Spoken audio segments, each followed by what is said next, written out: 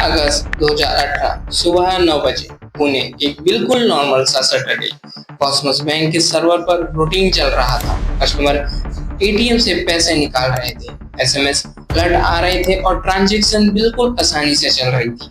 कोई red flag या कोई वार्निंग नहीं थी। लेकिन कुछ ही दिन पहले अमेरिका में एफबीआई ने दुनिया भर के बैंकों को एक चेतावनी भेजी, एक एटीएम आउटरीच की चेतावनी, यानी एक ऐसा ऑपरेशन जिसमें अटैकर्स दुनिया भर के अलग अलग देशों में रहकर एटीएम से अनलिमिटेड कैश निकाल सकते हैं। ये वार्निंग जर्नल थी, इसमें कॉस्मोस बैंक का नाम जरा भी नहीं था। किसी को अंदाजा नहीं था कि ये चेतावनी कुछ ही दिनों में सच होने वाली थी, वो भी इंडिया के लिए। कॉस्मोस बैंक कोई छोटा नाम नहीं था, इंडिया का दूसरा सबसे बड़ा कोऑपरेटिव बैंक था, 100 साल से भी ज्यादा पुराना, जिसके लाखों कस्टमर और कई स्टेट में ब्रांचेस थे। और ठीक उसी दिन दुनिया के 28 अलग अलग देशों में, हांगकांग, कनाडा, रसिया, यूके, यूएई, बड़े बड़े देशों में एक ही बैंक का पैसा एक साथ निकाला जा रहा था। सिर्फ 2 घंटे के अंदर 12,000 से ज्यादा ट्रांजैक्शन हुए और जिन अकाउंट से ये पैसा निकाले जा रहे थे उनमें से कई अकाउंट में उतने पैसे भी नहीं थे। ये चोरी बिना किसी गन की हुई, बिना किसी मार्क्स के और ना ही बिना बैंक के अंदर घुसे।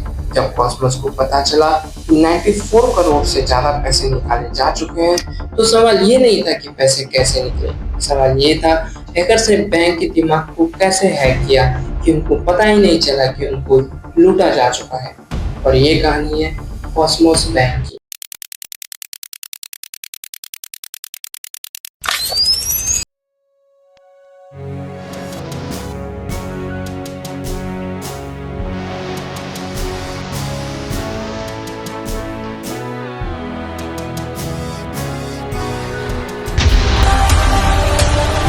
इसे समझने के लिए पहले ये समझना होगा कि एटीएम काम किस तरह करता है। जब तुम कार्ड डालते हो तो एटीएम खुद डिसीजन नहीं लेता, बल्कि वो एटीएम से पूछता है कि ये कार्ड वैलिड है या फिर नहीं।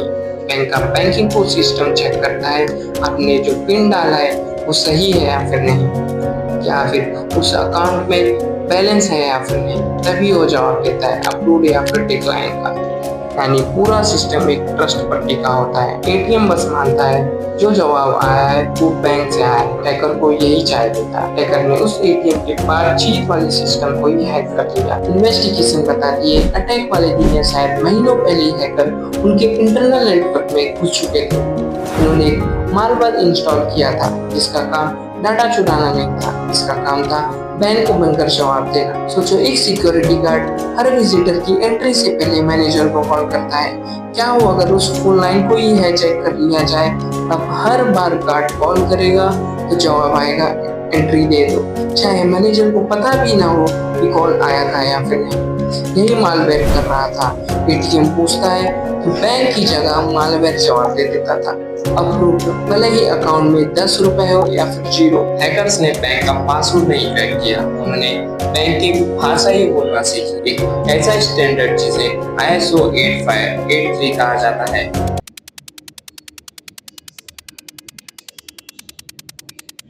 यही प्रोटोकॉल है जिसमें दुनिया भर के एटीएम, वीजा, मास्टर कार्ड और बैंक के आपस में बात करते हैं। कोई भी एटीएम ये क्रैक नहीं करता जवाब किसने भेजा है, सिर्फ ये देखते हैं कि जवाब सही फॉर्मेट में है या फिर नहीं। और यही बैंक की कमजोरी थी। हैकर्स ने बैंक के एटीएम स्विचेस को हैक किया, वो सिस्टम जो देश से आने वाली हर एटीएम रिक्वेस्ट को बैंक के बैंक कोड सिस्टम तक पहुंचाता है। उन्होंने स्विच और बैंक कोड सिस्टम के बीच एक फेक प्रॉक्सी खड़ा कर दिया और अब हर रिक्वेस्ट बीच में ही रुक जाती है, असली बैंक तक पहुंचने से पहले। बैंक को कभी पता ही नहीं चला कि उसे कुछ पूछा जा रहा था।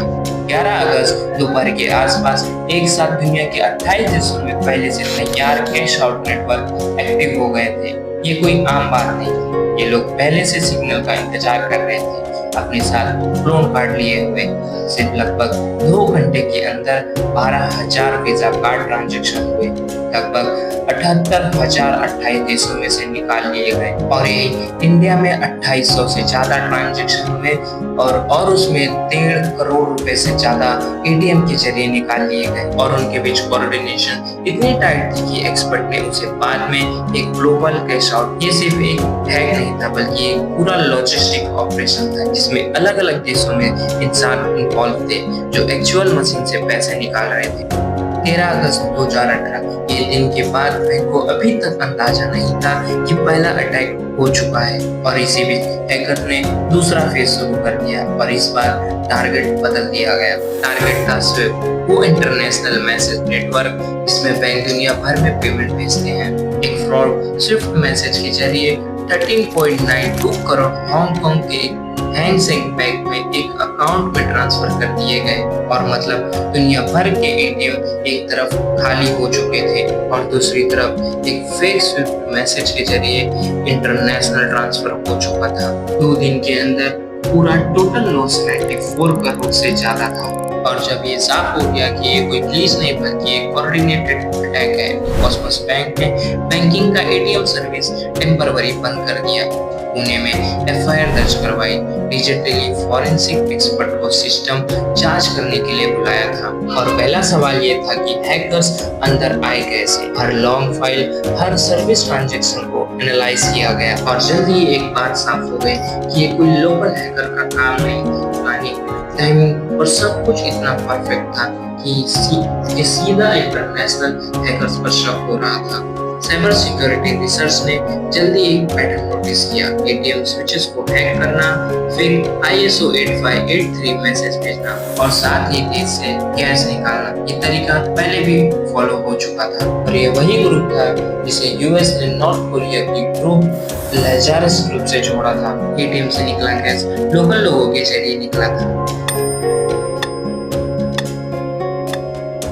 और जिन्हें साइबर क्राइम में मनी मूव्स कहा जाता है और इनका सिर्फ एक ही काम होता है, एटीएम से लगातार पैसा निकालते रहना और उस पैसे को अपने मालिक तक पहुंचा देना।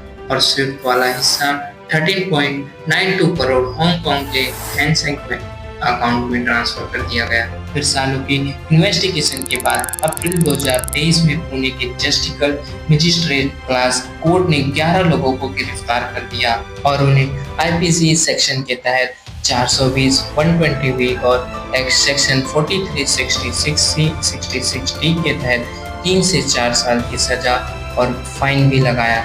कॉस्मोस बैंक के लिए ये सिर्फ 94 करोड़ का नुकसान नहीं था, कस्टमर ट्रस्ट को झटका लगा, सिक्योरिटी इंफ्रास्ट्रक्चर को दोबारा बनाना पड़ा। आरबीआई ने बाद में बैंक के लिए cyber security, payment system, guideline और भी सख्त कर दिए।